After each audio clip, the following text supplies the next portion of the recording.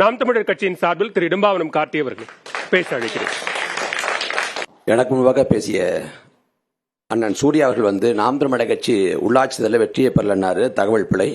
6 இடங்களில் வெற்றி பெற்றிருக்கோம். அது மட்டும் இல்லாமல் 2024 பார்லிமெண்ட் தேர்தலில் பாஜக தமிழ்நாட்டில் மட்டும் 9 கட்சியோட கூட்டணி. அவங்க 9 கட்சியோட கூட்டணி வச்ச போதும் திருச்சி, நாகை, விழுப்புரம், ஈரோடு போன்ற இடங்களில் பாஜக கூட்டணியை பின்னுக்கு தள்ளி நாம் தமிழர் கட்சி 3ஆவது இடத்தை பெற்று கிடக்கும். இந்த தேர்தலில் வெற்றி தோல்விங்கிறத பேசுகிறாங்க. வெற்றி தோல்வி வச்சு ஒரு கட்சியை எப்படி மதிப்பிட முடியும், ஒரு தலைவரை எப்படி மதிப்பிட முடியும் தெரியல. ஏன்னா அண்ணல் அம்பேத்கர் சுதந்திர இந்தியாவில் 2 தேர்தலில் போட்டி போட்டார். ஒன்று பொது தேர்தல், இன்னொன்று இடைத்தேர்தல். 2 தேர்தலையும் அவர் வெற்றி பெறல, தோல்வி அடைஞ்சார். அதே போல் ஐயா காமராசர் 67 தோற்று போனார். திரும்ப 69 நாகர்கோவில் இடைத்தேர்தலில் வெற்றி பெறுறார். அதே போல் கக்கன் தோற்றுருக்காரு. ஐயா நல்லக்கண்ணு 3 முறை போட்டி போட்டு தோற்றுருக்காங்க. இப்போ அளவுகளுங்கிறது இவங்கெல்லாம் செஞ்ச சமூக பணிகளா, மக்களுக்கான சேவையா, இல்லை வெறும் வெற்றி தோல்வியா?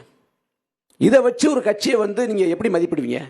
இதில் அண்ணன் பேசுகிறப்ப அண்ணன் பாபு முருகவேல் சொல்கிறாங்க 2 கட்சிக்கு தான் வித்த தெரியுங்கிறாங்க. இந்த ஊடகங்கள் எழுதும் வைட்டமின் பாயும். அதுனா வைட்டமின் பாம்பா? பணம் தான் கடைக்கோடி வரைக்கும். அண்ணன் தங்கத்தமிழ் சொல்ல நீ வெற்றி பெற்று காட்டுங்கிறார். நானும் சவால் தரனே, ஒரு சட்டமன்ற தொகுதிக்கு நேர்மையா நிக்கணும் பண்ணா 40 லட்சம் தான் செலவு பண்ணலாம். இது தேர்தல் ஆணையம் வச்சிருக்கக்கூடிய உச்ச வரம்பு. 40 லட்சத்தை முழுமையா செலவு பண்ணி அதை தாண்டி 1 ரூபா காசு தராம, வாக்கு காசு தராம, டோக்கன் தராம, எதுவுமே தராம நீங்க களத்துல வென்று காட்டுங்க. அந்த வெற்றியை நாங்க மலர் தூவி வர வைக்கிறோம். அப்படி இருக்குதா? காமராசர் தோத்து போனப்ப காமராசர் சொல்றாரு தன் தோல்விய ஜனநாயகத்தின் வெற்றினார். யார் வேணாலும் தோற்கலாம், ஜனநாயகம் தோற்க கூடாது. இங்க ஜனநாயகம் தோற்கடிக்கப்படுது. அதான் பிரச்சனை. அப்ப அதைத்தான் நான் முதன்மையா இங்க கேள்வி எழுப்புறேன். அப்புறம் அண்ணன் பாபு முருகவேல் பேசுறப்ப நீங்க வேணா பணம் கொடுக்குறாங்கன்னா புகார் பண்ணுங்க தேர்தல் ஆணையத்தில், இல்ல வழக்கு போடுங்கிறது. இங்க என்ன கெடுவாய்ப்புனா, தேர்தல் ஆணையத்தில் வாக்கு காசு தந்தாங்க அப்படின்னு சொல்லிட்டு யாரையும் இந்த 10 ஆண்டு காலத்தில் கைது பண்ணதோ, காசு கொடுத்தாங்கன்னு கைது பண்ணதோ அப்படி சட்டமே கிடையாது. வாக்கு காசு கொடுக்க கூடாதுங்கிறது வழிகாட்டு நெறிமுறை தானே ஒழிய காசு கொடுப்பது திட்டமிட்ட குற்றமாக விளைவிக்கப்படல. அதை சாதகமாக பயன்படுத்திக்கிட்டு வாக்கு காசு தர்றாங்க. இப்ப நான் இந்த பக்கம் பக்காமாஸ் கட்சிக்கு வந்துடுறேன். ஐயா தேர்தலில் போட்டி போடுறதை பத்தி பேசுறாங்க. நாங்க கடலுக்குள்ள நிக்கிறவங்க கரை ஏறுவோம். இங்க கடல் கிட்டே போகலையே. நான் ஒண்ணு வேண்டாம், கரை சேர்றதை பத்தி பேசுறீங்க. ஜனநாயகம் படம் இருக்குது, வந்துருமா வெல்ல? தணிக்கை வாரியத்தை தப்பிக்குமா? ஒண்ணு வேண்டாங்க.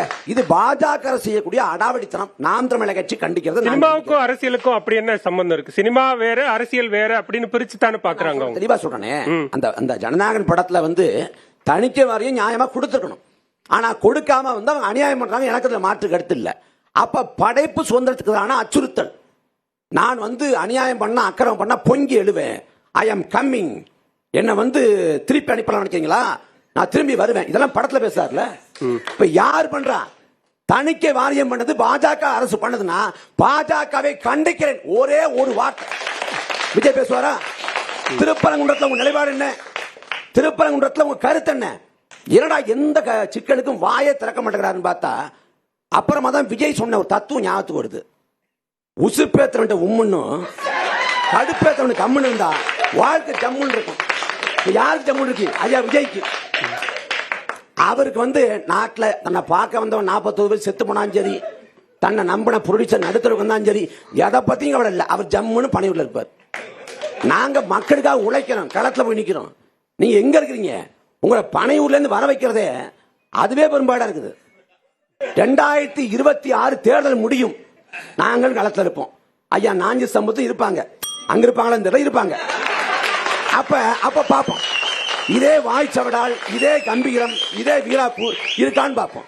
4 தேர்தலை வெற்றி பெறல, ஆனா கம்பீரத்தோடு நிக்கிறோம். எத்தனை தோல்விகளை சந்தித்தாலும் நாங்க களத்தில் இருப்போம்னு சொல்றவங்க முதல் தேர்தலே நீங்க தோத்து போயிடுவீங்க அப்படின்னு சொல்றது ஏன்? கள செயல்பாடு இல்லைங்க. வெறும் ஊடகங்கள் திரும்ப திரும்ப பேசுது, அதை வச்சுக்கிட்டே வண்டி விட்டுருக்காங்க. வெற்றியை சுவைச்சவங்களே, அதிகாரத்தின் மேல இருக்கவங்களே மமதையோட திமிரோட பேசக்கூடாது. நீங்க அதிகாரத்தின் நிழலை கூட தொடல. உங்களுக்கு களம் எப்படி இருக்குமே தெரியாது. நீங்க மனக்கோட்டை கட்டிட்டு இருக்கீங்க.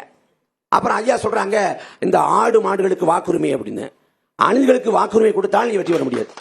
அதான் வரக்கூடிய தேர்தல் களம் நாம் தமிழர் கட்சிக்கான மாற்றத்திற்கான ஒரு களம். நாம் தமிழர் கட்சி வெற்றி வாகை சூடும். களத்திலே வெல்லும். நன்றி, வணக்கம்.